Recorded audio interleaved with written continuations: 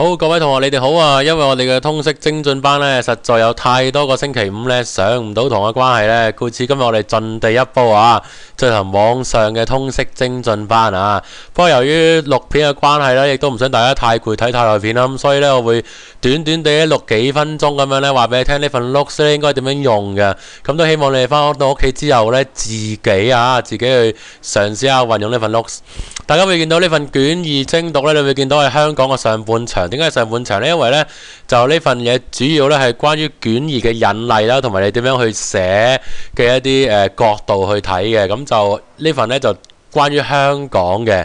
咁點解上半場？因為下半場呢係關於香港嘅政治部分，上半場係香港嘅經濟啊、文化、社會嘅部分。OK， 咁所以會有上半場、下半場。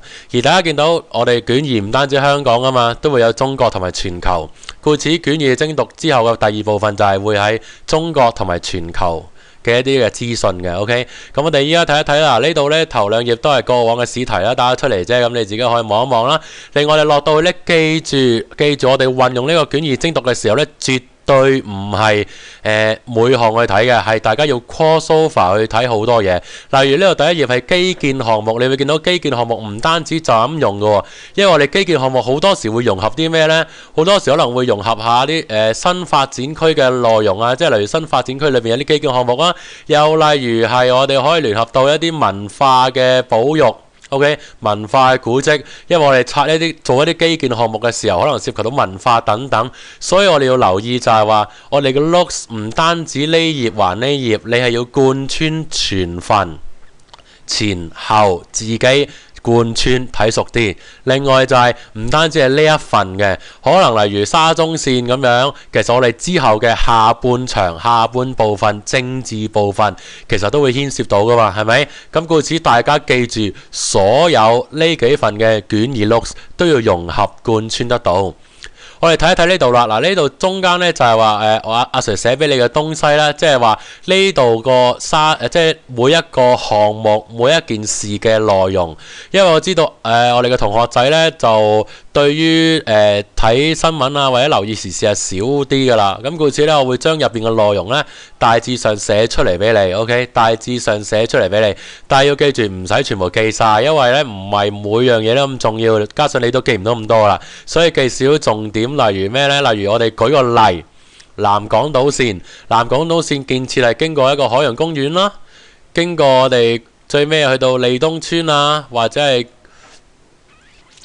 華富村啊、香港仔啊等等嘅地方，即係咩呢？即係簡稱就係話去到一個南區嘅地方 ，OK， 你會見到就係話個成效喺邊度呢？即係大家探討就係基建項目有個成效，咁嘅成效就係解決南區交通擠塞嘅問題啦。特別係邊度呢？特別係香港仔隧道經常喺繁忙時間會塞車嘅情況啦。咁大家可能唔知道啊，如果你考試能夠寫到落去呢，咁個 marker 呢就會覺得哇呢條友有料到喎 ，OK。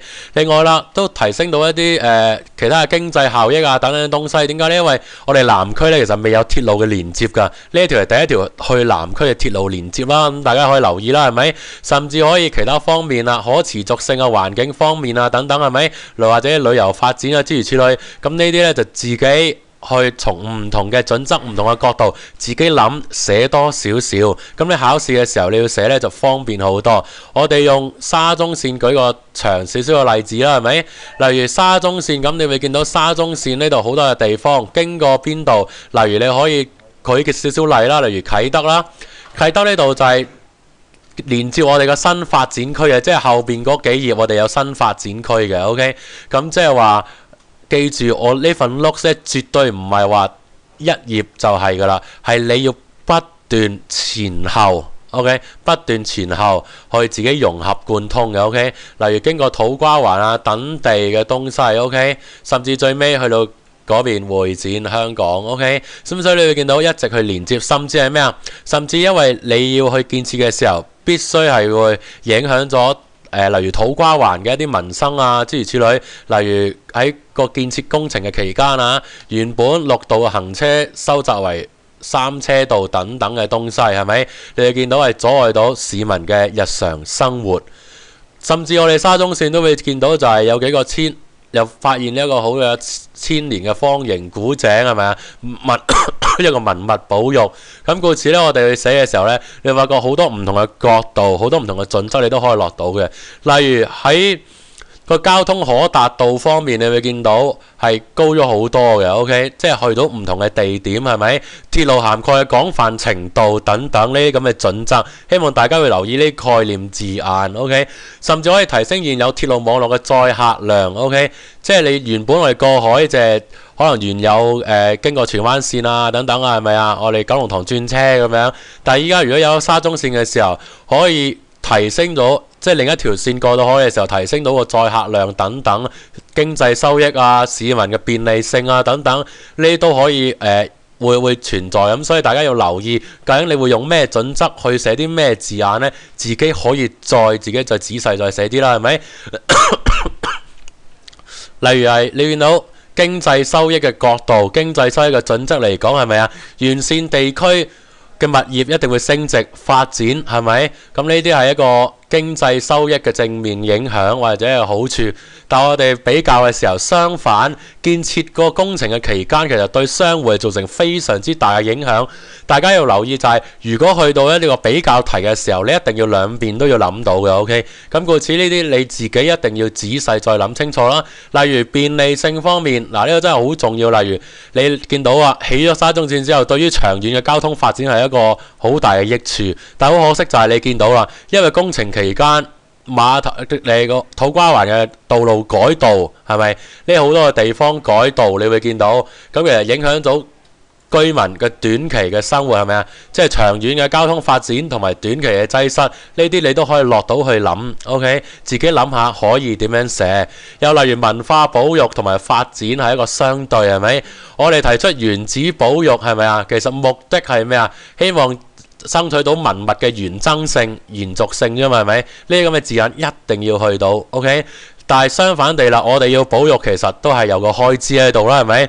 唔單止係延期嘅開支啦，我哋原址保育嘅開支啊等等，甚至唔單止對於保育個開支嘅問題，唔單止對於文化問題，對於社區亦都有問題，就係對於居民嘅影響。你明明已經好快起好，但係你因為呢個千年古井或者要保育某啲東西，需要延期係諸如此類，對於居民當地生活嘅影響係幾咁大呢？ OK， 咁就從唔同嘅層面、唔同嘅角度去切入。OK， 我再舉多少少例，例如屯門至赤鱲角連接路，唔知同學仔知唔知係乜嘢嘢嚟嘅呢？即係話建設喺一條係屯門去到赤鱲角嘅一條公路，當中係有海底隧道嘅部分。OK， 大家都會知道，大家去赤鱲角機場或者去大嶼山係經過青馬大橋，大家會知道有條單新聞就係話，老在上個月前啦，係咪？即係10月23號，你哋見到啊，會有個撞船嘅意外，令到成條嘅通往我哋大嶼山嘅路必須係咩啊？暫停開放緊急檢查。OK， 呢樣嘢咧係非常之社會大眾關注啦。現在之前都有提出呢個問題，但係依家係非常之關注就係，哇！如果斷咗陸路，咁點樣入機場呢？機場啲人要飛咁點呢？係咪？對於我哋大嶼山嘅居民生活又點樣呢？咁呢度故此，我哋呢件事就係非常之重要。你會見到係。OK， 例如呢度係加強大嶼山對外陸路嘅連接，呢個真係非常之重要。OK， 呢個顯咗一個好重要嘅一個建設嚟㗎。OK， 唔單止係對於個居民嘅便利性，你會見到係咩啊？因為機場其實係一個國際嘅航空樞紐嚟㗎。OK， 為咗確保我哋競爭力，確保我哋客運中心嘅地位係咪啊？確保香港長遠嘅發展。OK， 我哋必須要多條嘅道路進入到呢個機場，係咪？另外啦，為咗加強對外連接、貿易來往等等嘅東西係咪啊？甚至加強物流嘅效益，降低運輸成本。故此你會見到呢條咁嘅道路其實連接咗幾笪地方，例如連接住港珠澳大橋係咪啊？即係向珠三角地區嘅發展係非常之有優勢。連接住我哋屯門裏邊嘅香港內河碼頭 ，OK， 即係話對於國內嘅河運運輸係非常之重要。又連接住因為機場 ，OK， 對於全球嘅物流運輸、全球嘅客運係非常之重要。見唔見到啊？即係話我哋去寫你嘅卷二嘅時候，你必須有啲好具體嘅例子，好事實性嘅東西寫到落去，甚至係要非常之有概念化嘅字眼落到去，咁先可以提升你卷二個情況，係咪啊？代價咩啊？例如海洋嘅生態成本啊、水上交通嘅影響啊等等嘅東西，係咪？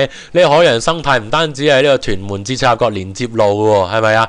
又例如我哋起個機場，係咪啊？機場三跑對於個海洋生態有影響，港珠澳大橋又有影響，係咪啊？咁故此我哋做海洋生態嘅時候，唔單止係可以落到機場呢個例子，你明唔明白？屯門至赤鱲角連接路，你又可以落呢個例子，係咪啊？唔同嘅例子先顯得出你係有料到嘅。OK， 各位同學要留意。咁因為時間唔夠同埋阿 Sir 都唔舒服嘅關係呢，我今日講住咁多咁少先啦。但係記住就係你自己試下望下嗰個 event， 望下個內容，你諗下呢個內容衍生出乜嘢嘅準則，衍生出乜嘢嘅對立面，衍生出咩嘅持份者意見，衍生出對於正經社文5方面嘅層面嘅影響。OK， 自己留意一下，自己去寫一下。OK， 因為之後咧，你下年翻到嚟咧就未必咁長時間可以寫得晒全部俾你嘅。OK， 最緊要係你自己要寫。OK， 咁希望咧今日咁樣去初步探討呢份 notes 點樣用咧，你係有個初步嘅概念。亦都希望咧你呢一份咧就喺呢個聖誕假咧全份望一望。OK， 因為唔同嘅層面上咧，對於你卷二係非常之重要。嚟緊下年翻到嚟咧，就會俾到係一個政治嘅層面，即係可能係政治嘅衝突啊、社會嘅矛盾啊等等方面，都會出得多嘅東西俾你嘅。OK， 因為知道咧，大家對於政治層面都係弱少少嘅，咁所以到時會俾多少少。咁故此呢度咧，如果大家想翻到嚟咧講多少少政治嘅東西咧，亦都希望呢度你自己要做多少少。咁我翻到嚟咧講少啲嘅時候咧，可以多啲時間落到政治嘅層面啦、中國層面同埋全球嘅層面㗎。OK， 咁祝大家咧聖誕快樂啊！不過聖誕記住溫書啦。好啦，拜拜。